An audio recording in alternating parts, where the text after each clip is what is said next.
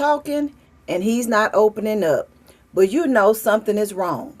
Today, I have special guest, Mr. Hilton Young, here, and he's talking about something so many people experience but rarely understand: how to support a man who is struggling mentally, especially when he doesn't know how to express it. So let's welcome Mr. Hilton Young to the stage.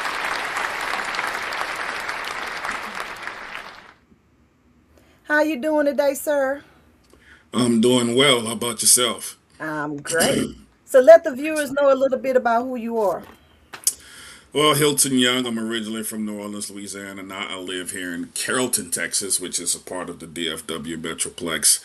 I'm also known as GF Soldier. I am an international spoken word artist. I'm also a counselor. I'm a certified life coach in four different areas. It'd be REBT, confidence life coach, cognitive behavioral therapy life coach, and emotional intelligence. I'm also certified speaker coach, and I think that's it. I'm a telehealth care crisis coordinator for North Texas Behavioral Health Authority, and I'm an author with two books out right now. One that's called Trifling to Triumph: How the Gift exposed my life and stripped me of my pride. So Okay, that sounds that's my interesting newest right one. there. Oh yeah, it is interesting. Yeah, Yeah, that trifling part caught your attention. yes, it did. It's an attention grabber. That's the point Absolutely. of naming it. At yeah, All right, so you ready to impact some men's lives about mental health and how they can absolutely, tune into themselves a little better? absolutely. Okay, so why do you think that so many men struggle with expressing their mental health even in safe relationships? Well, as boys, we were considered to be more emotionally expressive than girls, and then of course from environmental influence and societal influence, we've been taught to hold it in, suck it up, stop acting like a little girl, and so we try to live by societal standards of how they see men, and it's mostly older men that we've come up behind, and and some mothers have taken on that persona as well. So we have grown fearful of expressing ourselves and expressing our emotions. It's either fight or flight, and in fight or flight, I think it's all based in fear as well. Either you're gonna stay and fight, or you're going to flee and run. It's either one or two, but it's based on fear. So if I run, it's because I don't want to get beat up. If I stay and fight, because I don't want to face the vitriol of being a punk or being weak or anything of that nature. So I think it's a fear factor that most of us have, because we don't want to appear to be weak. And then anger is the emotion that we express the most, because it appears that anger does not emasculate us. So we have, Mm, based on our perception, we have chosen anger to express our emotions because we don't feel immaculated. It makes us feel more macho, more masculine, if you will. And so that's pretty much it. But it's still all based in fear. So when we get angry, it's because somebody hurt our feelings. If you that's a look at me good wrong, go ahead. go ahead. I was gonna say that's a good point what you mentioned about the anger, because that's when you talk about men and mental health, that's the first thing they think about is the anger part. So, what are some other emotions that men can connect to mental health? Because mental health, that's a heavy word. Nobody wants to say they have mental Right. health challenges, Yeah. so they always just say anger or whatever. But to normalize it for men out there, what are some mental health symptoms that they can feel comfortable with, knowing that it's kind of normal to have those symptoms as well? Really, if a man becomes more acquainted with the educational side of mental health, he can become comfortable with all of the feelings and emotions if he gathers some type of emotional intelligence. But anger is the primary one. Other emotions. Men even struggle with happiness at times, but they're more comfortable with happiness and joy than they would be with anger. But sometimes men struggle with that because they don't want to be too excited. They don't want to be too giving in terms of emotions. You know, some men don't like to smile because they think that's weak as well. But I think happiness and joy is some other emotions that they can get more comfortable with. But anger, unfortunately, is the most comfortable one from most of us. It's unfortunate, though. I know, right? So, what are some subtle signs a man is struggling mentally, even when he says he's fine? He shuts down. He's silent. He don't want to say anything.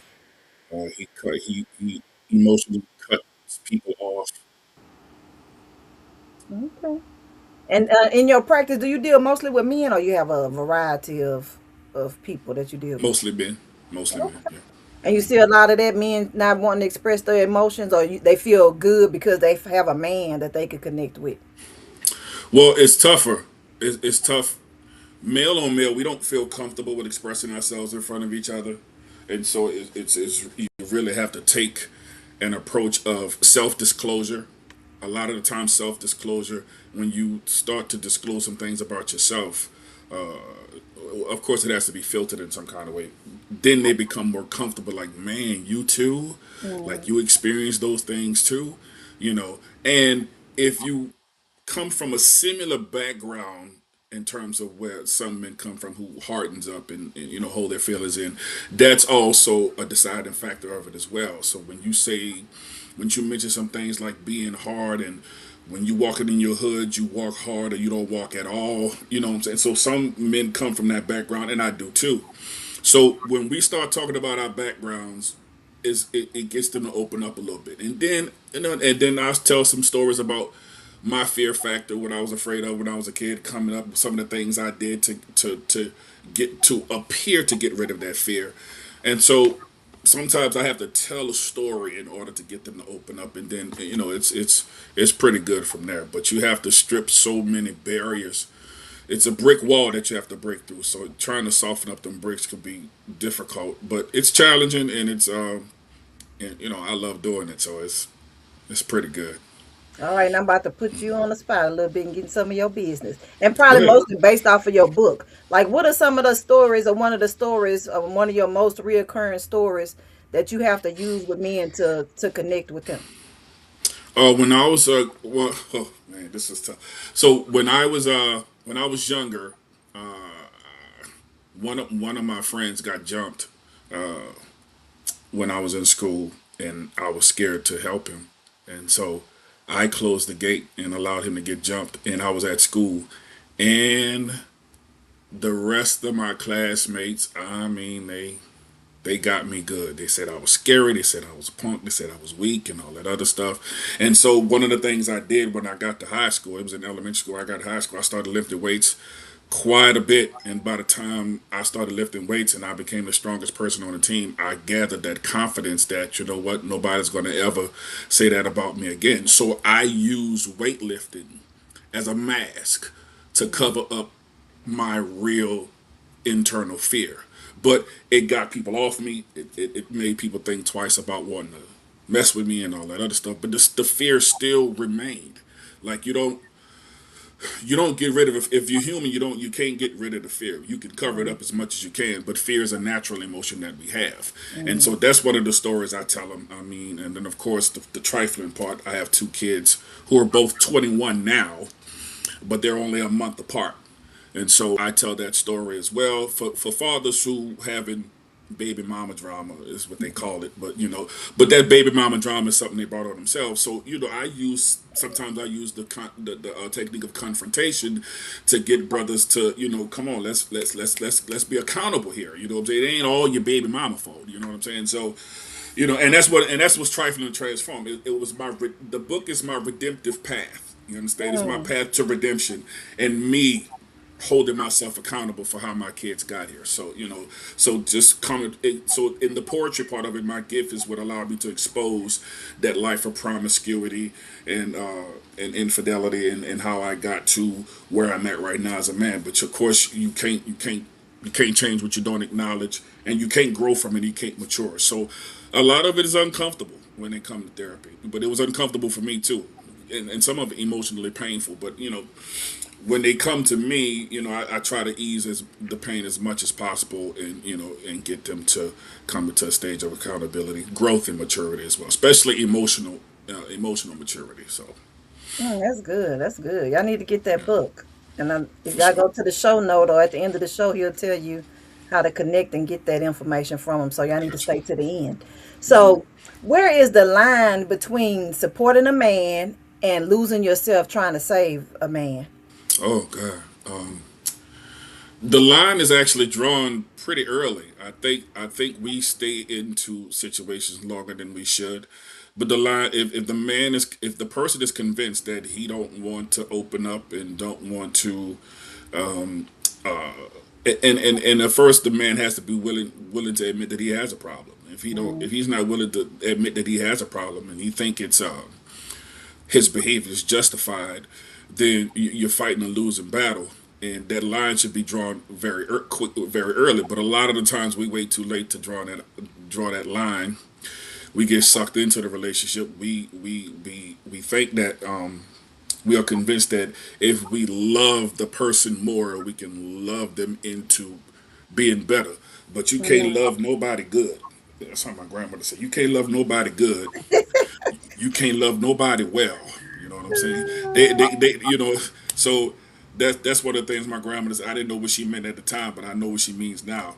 You Uh, can't, if the person is bad, you can't love them into being good. You can't love them enough, no matter how much or how intense or how much stronger you want to sacrifice for this person. They're never going to see that because of the internal issues, especially if they don't think they have problems. You know what I'm saying? So that line is drawn pretty early. It's just that we don't establish boundaries early. We think that we can change people by loving them stronger and loving them more. But yeah, that line is pretty early. We just don't draw it as early as we say because we got emotions and we got feelings and we trust in our feelings a whole lot, unfortunately, and I got to help people with that too in terms of regulating emotions and stuff like that. So, well, what do you think are some early warning signs that a person could look out for when they know that they need to start drawing that line and not going to uh, that over loving? early warning sign is when they start shutting down. Yeah. That's a in doing the silent treatment, playing hard, and or if it's the exact opposite, uncontrollable anger is a early sign. Always justifying bad behavior and always what's the word, twisting around and putting up deflection. A Oh, whole bunch of deflection is a big thing as well. So those are all early warning signs. It's never his fault. It's always the other person's fault. You made me do this. Well, if you wouldn't have said this, this wouldn't have happened. Or if you wouldn't did this, wouldn't happen. So a lot of deflection, a lot of twisting around and putting it back on it. All of those are early warning signs, but a lot of times it gets ignored, unfortunately. yeah, people's favorite word, the gaslighting thing. Yeah, gaslighting. Yeah, that's a good one as well. Yeah. Some All right, people don't know so what that means either. So, but but you explained it well when you said that. That's why I said the gaslighting because they always try to say gaslight, but deflection is a big thing yeah, they in really don't know what gaslighting it for real. means. Like, yeah. Yeah, yeah. Make Well, I them think this question is their a own thoughts and stuff like that. All that uh gaslighting stuff. Yeah. make it Yep. flip it on them, make it seem like it was them. Yeah. Yes, indeed. Oh, I think this is a great point to have a quick commercial, but before we go into the commercial, I want the viewers to think about this and make a quick comment, a yes or no comment. And the question is, are you carrying him emotionally? So drop it in the comments, think about it, ponder on it, and then when we come back, Mr. Hilton Young is going to give you more tips and tools about handling the person who you are trying to carry emotionally. You weren't meant to break. You were set apart. What if your deepest pain was the birthplace of your greatest purpose? Meet Gingerbread, a child caught in the chaos of her mother's depression and suicide attempts. She never asked for trauma, shame, or to feel invisible, but she found something greater. Set Apart, the journey to find hope through loneliness, shame, and death is more than a book. It's the breakthrough you didn't know you needed. If you've ever said, "I'm fine," when you were falling apart. If you've ever thought, "This story isn't for me," it is. Don't let fear, excuses, or busyness rob you of healing. This book will shatter the silence, stir your soul, and remind you, you were never forgotten. You were set apart. Set apart. The Journey to Find Hope in Times of Shame, Loneliness, and Death by author Virginia Dale Manning. Available now, because hope can't wait.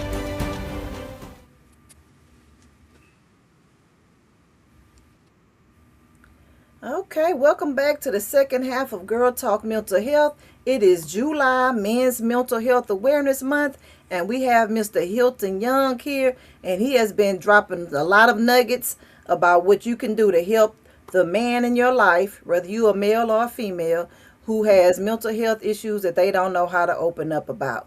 So, Mr. Hilton, what actually helps a man feel emotionally safe enough to open up? So two things. I mean, they're as simple as it may sound. It's not that simple. So two things: to be heard and to be understood. That's it. To be heard. Now it's hard to do that because humans have a problem with communication. That's one of the things I discovered after I graduated from grad school. Like, we're horrible communicators and we're horrible listeners. You know what I'm saying? That's what they pay us for. You know what I'm saying? To teach people how to communicate and teach people how to listen, teach people how to summarize, interpret, paraphrase, stuff like that. And so to be heard and to be understood, ask more questions instead of being accusatory. Ask questions. Where did this come from? How did that come about? What are you feeling right now that makes you want to do that? Be more interested in. Let him know that you're interested in him. You're interested in his thoughts. You're interested in his feelings. Learn how to validate and affirm. You know what I'm saying? Which is some things that could be taught as well. But effective communication is a big thing, and that's one thing to get. And women are, natural softeners. Y'all are our natural softeners. We soften up more so when we're around you. We harden up when we're around each other, but we soften up. So, use that softness to get him to open up. I mean, y'all are natural at that. You know what I'm saying? So trying to play the hard role, because some sisters like to play the hard role to try to get to him. No, you're only going to push him away. You're only going to make him shut down, and you're only going to make him want to, retaliate in some way, shape, or form. So the softness is really what helps for all of us. And I'm just speaking from experience, So That's what we want, that experience, that real talk. So what about, like, because you mentioned communication, but and it could be either one a person saying, either the male that's, don't know how to express themselves and their emotions, or it could be the person that's on the other end. But they're always saying about listening. You didn't hear me, or you don't hear me. How can somebody break through that or express the importance of listening as well as, because you said being heard and understood, but listening is a very valuable component in that communication as well. Yeah, listening is 45% of it. I mean, it's a big part of it. I mean, 30% is speaking, 16% is reading, 9% is writing on a 100% scale. So 45% of it is listening. Learning how to body language, learning how to nod, learning how to give gestures to say that I'm listening, like, yeah, I understand what you're saying. And so, and like I said, to summarize and to paraphrase, let me make sure I hear you right. It sounds like you're saying this, this, and this. Am I correct in saying this? And if not, then either correct or confirm. Correct or confirm. So correct me if I'm right, confirm me. Correct me if I'm wrong, confirm me if I'm right. Those are just, all those are small things. Those things are hard to do. Leave your three things you have to get rid of also in listening, right? You have to get rid of selective recall, selective interpretation, and pre-existing assumptions. You have to get rid of those things as well. And we are notorious for bringing up stuff, and we are notorious of making assumptions based on how things makes us feel. We trust in our feelings so much. So get out of your feelings. Make sure if it's about that person, make sure that listening is about that person and not about you. No deflection, no coming back and telling your own story and all that other stuff. Be 100% good listener. You have to have some discernment as well in terms of listening, and that's hard to come by for some people as well. But I would say, yeah, selective recall, selective interpretation, pre-existing assumptions, you have to get rid of that. You have to get rid of yourself in order to be an active listener in that person's life. Mm-hmm. And you mean men have feelings? I heard you say that. Like, what? I think we're more emotional than y'all are. Quiet as it's kept, and that's Really? controversial because the brothers. So the brothers, get with me on that, but I don't care. You know what I'm saying? What you gonna do to me? That's my mentality. Like, you're more emotional, and when you get offended, you're proving my point. Uh, You yeah. guys, like, brother, you actually proved my point. Like, we are. I believe that we're more emotional than women, and that's why, you know, shutting down doesn't mean that we don't have feelings. We shutting down because of our feelings. We're guarding our feelings. You know what I'm saying? Mm, We silent because of that. So we express our emotions differently than women. Women are more verbally expressive than us, but it doesn't make women more emotional than us because they're more emotionally expressive. When we shut down and we guard it, we're guarded that based on how stuff makes us feel as well. So we're more guarded, we're more defensive at times, and that's why I feel like we're more emotional. yeah, that's a good point too. Yeah. The point that we verbally express our emotions. So when the man doesn't verbally express his emotions, we think they don't have emotions and feelings because they don't say it and blurt it out and want to engage in that argument all the No, time. we pouting. We pouting. That's what we doing. We pouting. Mhm. That's And all. protecting your feelings, like you said. Yeah. Yeah, yeah, but we pouting, no, pretty much, because somebody hurt our feelings. So we get angry. Anger is the surface emotion, but that somebody hurt our feelings is what at the core of it is. If a brother look, if somebody look at us wrong, it hurts our feelings. It don't make us mad. It make us want to fight. You know what I'm saying? So the hurt turns into anger because we don't allow ourselves to be hurt. But it is easy to hurt our feelings. You know what I'm saying? Because Mhm. we have an incredibly large, grandiose, overinflated ego. You know what I'm saying? And so it's bigger than the state of Texas and California put together. So a lot of that goes with it too. Our feelings is in our ego as well. So That's good. That's yeah. good because I know a lot of people get those things mixed up. So, what would you say to the person who feels emotionally alone in the relationship right now when they're dealing with a man and they think they had a disconnect or the this deflecting and all those things that you mentioned earlier? See a therapist. Let's look. I think everybody should have a therapist. You know what I'm saying? I'm an advocate for mental health therapy. You need a therapist just as much as you need a PCP, a doctor. You know what I'm saying? Because your mental health is just as important, and if you ask me, more important than your medical or your physical health. Because a lot of your physical health and medical health stems from that lack of mental health or that immune system that has been attacked because of stress that you carry and all that other stuff. So get a therapist, get a journal, write some stuff down. I think journal is a very good thing as well. I think, and I recommend it for men most part. Journal. We know we call that term catharsis, which is an emotional discharge or emotional release. If you ain't got nobody to talk to about it, write it down. But I would suggest that get somebody to talk to that you're confident in, that they won't, that they won't go and tell nobody else, that you feel comfortable with talking to, and then journal and do stuff like that and find a therapist. And then you have to question whether or not this relationship is for you, you know, because toxicity runs rampant in relationships that we try to fix because the other person doesn't want to. You know, be involved or be engaging in any kind of way. So you have to question whether or not that relationship is for you as well. Even before you see a therapist or before you start journaling and stuff, you really have to ask yourself, is what I'm supposed to be going through? Because relationships, you shouldn't have to go through all that turmoil just to try to get somebody to open up. So That's so yeah, true. Well, we appreciate the plethora of information you've been giving us, and it's been so helpful, not just to the men, but to the women as well. yeah. So, what closing advice you have, or last tips or tools you would have for the men or the people who are out there trying to support a man who has mental health struggles and don't know how to manage it? Um, I would say self care is a big thing. I would say that as well. A lot of us don't know how to do that as well. Take care of yourself. Take care of your mental health. Go see a therapist, a good therapist as well. Sometimes those therapists is not easy to find. So get a therapist. Take care of yourself. Give yourself a break, especially for the brothers. Give yourself a break, an emotional break as well. And that's pretty much it. Self care is a big thing on my list as well. So Okay. yeah, that's my thing. Yeah. Well, let the viewers know where they can connect with you at, where your books are at, and any other special offer you may have that'll enrich their lives. Okay, Instagram at Poet GF Soldier. Hilton Christopher Young I'm on Facebook as well. And LinkedIn, I'm Hilton Young as well. My email, hilton1770@gmail.com. Or you can Google GF Soldier. I'm all over the place. My book, Trifling to Triumph, that's on there as well. You can Google that as well. My website is coming out next month. It's going to be dissectingthesoul.com. There's going to be a lot of information on that as well. And I'm working on a new book called Unmasculinity that's coming out in August. So. Okay, you got a lot of great stuff going on. Well, we sure appreciate you sharing your knowledge with us today.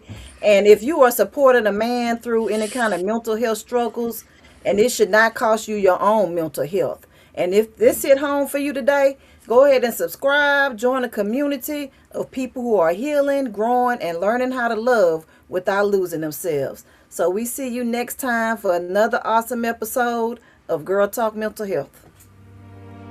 Thank you for joining us for Girl Talk Mental Health. Remember, your mental health is your wealth.